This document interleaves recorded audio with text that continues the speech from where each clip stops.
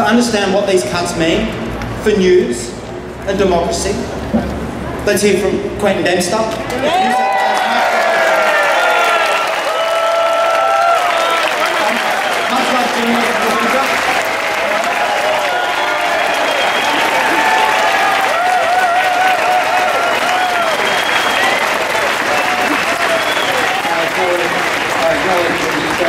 Aboriginal land always was, always will be.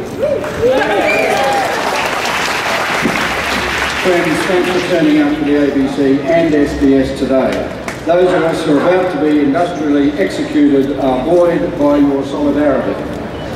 I thank the Media, Entertainment and Arts Alliance, the Community and Public Sector Union, the Friends of the ABC, Get Up, Jonathan Holmes, and our professional colleagues, friends and allies throughout the Australian media industry, including commercial television and radio, the now many online news, conversation and analysis websites, the print media, including Fairfax, and our closet supporters in News Limited. I thank you all for your moral support.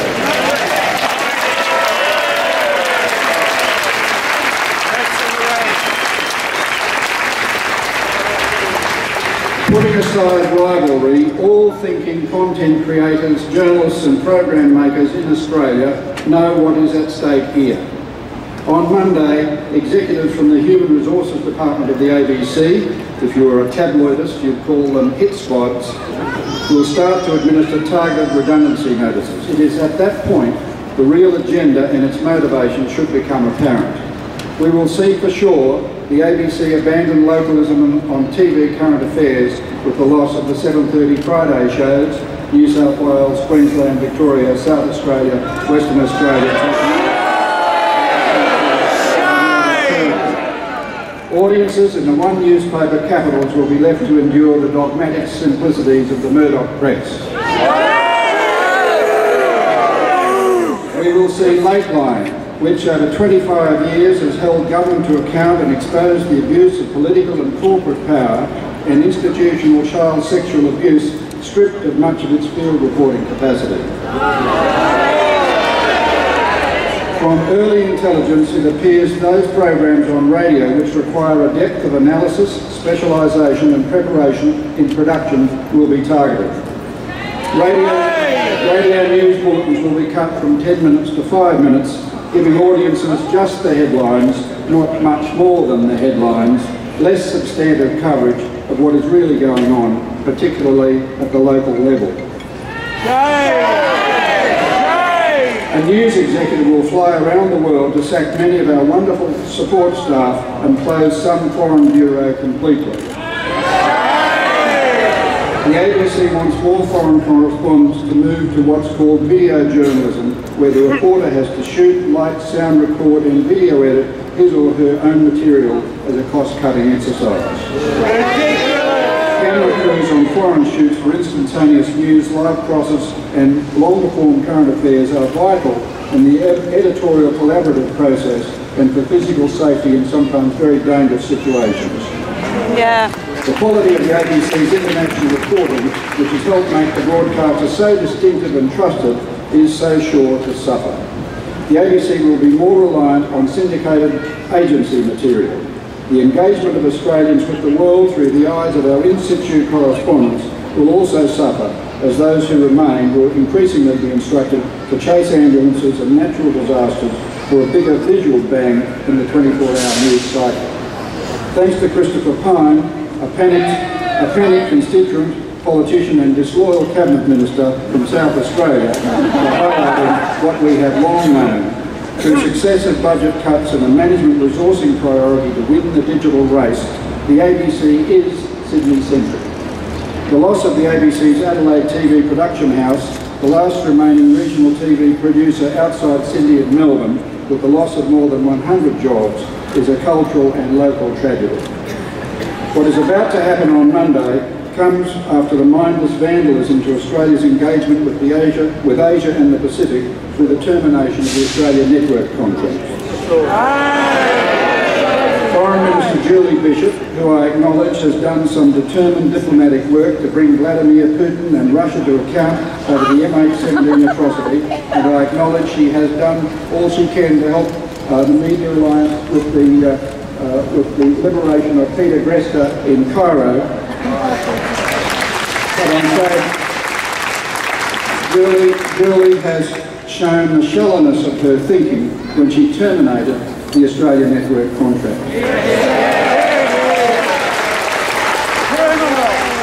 She cited the ABC's display of editorial independence, apparently, over its coverage of the Burned Hands case and the ABC Guardian exposure of the Australian Signals Directorate's bugging of the mobile phones of the Indonesian president and his wife as a motivating influence in her decision to terminate the Australia Network contract. Julie Bishop wanted Australia Network to be a propaganda arm of the Australian government in spite of the already agreed objective with DFAT, between the ABC and DFAT, to project Australia into the region as a robust liberal democracy capable of questioning domestic authority, reporting human rights abuse and political dissent wherever it occurs.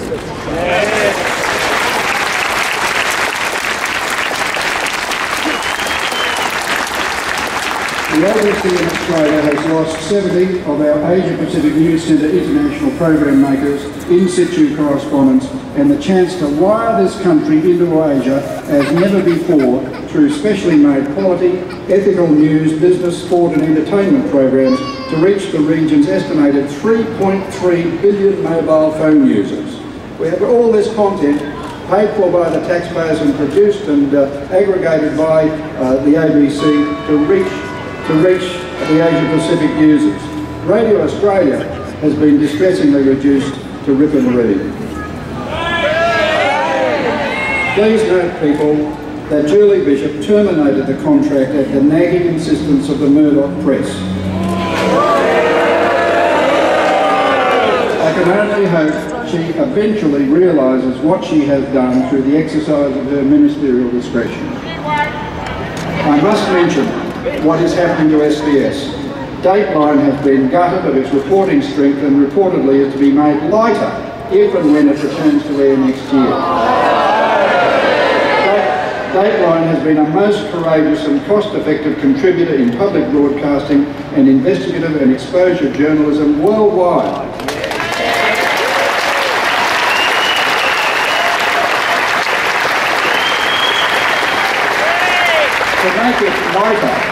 To make it lighter in an age of geopolitical tensions, terror, corruption and inhumanity is laughable. Yes. I appeal to Michael Labide and the SBS board to think deeply before they do further damage to the hard-won reputation of SBS as an editorially independent service to a now polyglot Australia. The government wants to amend the SBS Act to allow SBS to increase its prime-time advertising from 5 to 10 minutes per hour. This will further dislocate audience loyalty for SBS with the already aggravating in-program advertising interruptions. Audiences trying to engage with Jenny Brockie's excellent insight, Dateline, their documentaries and movies are unnecessarily provoked each time. This destructive dynamic, for whatever millions it will add to revenue in the short term, can only erode taxpayer support for SBS over time. In an age of fear and terror, Australia needs SBS as a countermeasure, delivering a sense of inclusion through multilingual services to our rapidly increasing migrant population, including this country's 600,000 Muslims.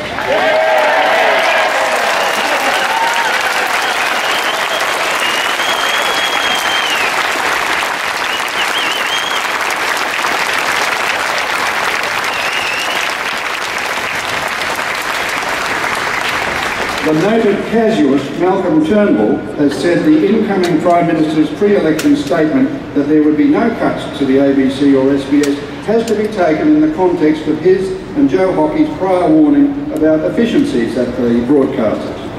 Tony Abbott said unequivocally and unconditionally no cuts to the ABC or SBS.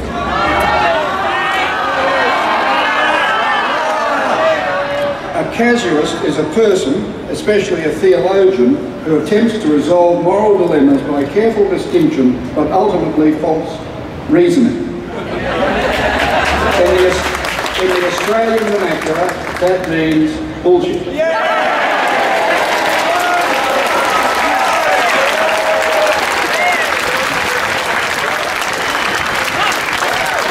Malcolm Turnbull is a bullshit artist.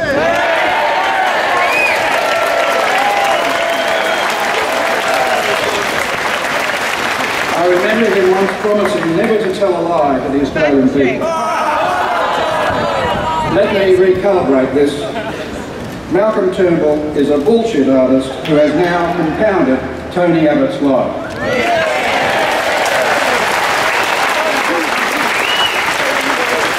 Malcolm will never be the Prime Minister of Australia. My Canberra sources say that currently is between Julie Bishop and Scott Morrison. Think about it. I appeal, ladies and gentlemen, I appeal to members of the Liberal Party of Australia and the National Party to think carefully about the power play now apparent in what is a Rupert Murdoch-directed ideological attack on the public broadcasters of this country. If you get into bed with Murdoch in the hope of tactical advantage in the adversarial game of politics, you will sell your soul.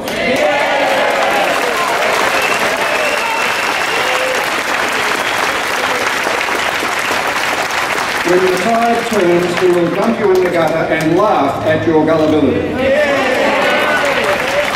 Memoirs from fallen political leaders, double-crossed business partners and pubs full of sacked editors attest to his ruthlessness, his unethical culture and expediency. The ABC was created in 1932 by the A.J. Lyons coalition government, its creation actively supported by Robert Gordon Menzies, then a Victorian MP. SBS was created in 1979 by the Malcolm Fraser Liberal National Coalition government, largely because the ABC was seen as deficient in providing multilingual services for millions of newcomers. I appeal to all political parties, including the Murdoch-intimidated and recalcitrant Australian Labor Party, to now rewrite their media policies to secure a mainstream role for ABC and SBS as editorially and creatively independent, non-commercial public broadcasters or cybercasters through the digital revolution.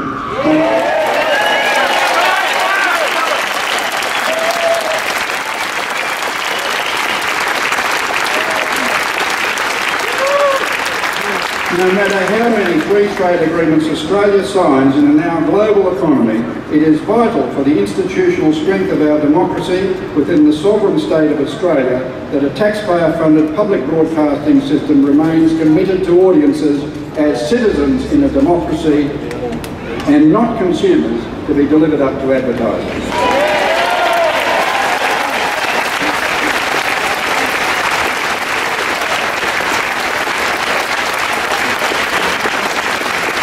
Finally, I want to convey a message from Matt Peacock, the staff elected director of the ABC, who has been a conduit for staff concerns about the coming reshaping of the ABC. Matt joins with us in our resolve today. The fight has only just begun. There are forces at work in this country out to destroy the ABC and SBS and our unique public broadcasting system. We must not let this happen. We must never get tired. Thank you.